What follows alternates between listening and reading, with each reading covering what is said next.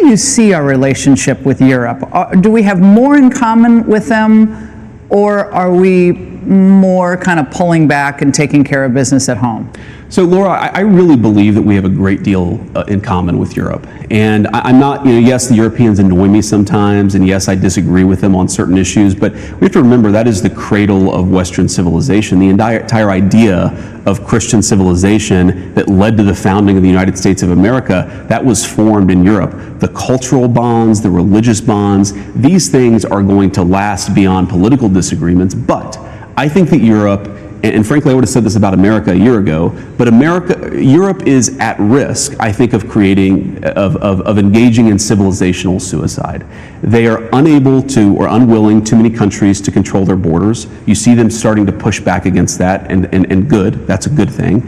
You see them starting to limit the free speech of their own citizens, even as those citizens are protesting against things like the border invasion that got Donald Trump and a number of European leaders elected. So look, I want Europe to thrive. I want them to be an important ally. Part of that is going to be Europe respecting its own people, respecting its own sovereignty, and America can't do that job for them. If you have a country like Germany, where you have another few million immigrants come in from countries that are totally culturally incompatible with Germany, then it doesn't matter what I think about Europe. Germany will have killed itself, and I hope they don't do that, because I love Germany and I want Germany to thrive. Well, I think, again, the Democrats are claiming they really target you, are stoking a division between Europe and the United States, and that's not going to be easily repaired, and anti-Americanism is increasing in places like Canada and in Europe. Tariffs and other kind of arrogance was the word I heard used. Well, look, I think friends have to have stark conversations with one another. And the simple truth is that when we look at Europe, we see a great civilization, obviously a great ally of the United States, but we also see some free speech issues that worry us.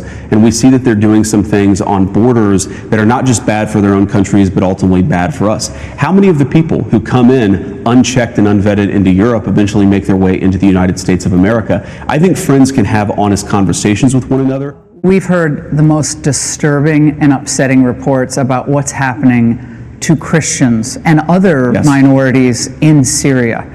The slaughter of women, children, men, given the fall of the Assad regime and what followed.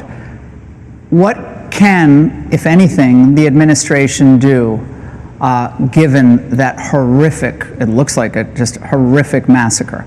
It looks really bad, Laura, and we're trying to figure out exactly how bad it is, whether this is an isolated incident you see on social media or whether we're talking about a mass genocide. But we know, Laura, unfortunately, when America encourages these Islamic radicals, Islamic rebels, as they're called by the mainstream media, to take over a country, very often it's religious minorities, especially Christians, that get destroyed. And we do not want to see another Christian community erased from the face of the earth. We're talking to our allies already. We're already doing things in private to try to encourage them to protect the minorities, the Christian minorities, the Druze and so forth that are over there. But it's really scandalous. And we have to remember this, as Donald Trump once said, I believe back in 2013, that very often when the mainstream media gets behind these rebel groups in the Middle East, there are people who want to fly airplanes into our buildings. We have to remember who we're dealing with, and we need to ensure that we protect some of these historical communities because, look, whatever your views on the Iraq war were, the consequence of our invasion of Iraq is that we destroyed one of the great historical Christian communities in the world. We don't want to allow that to happen again. We're certainly not going to put troops in Syria, but there are a lot of things that we can do diplomatically and economically to protect some of those groups.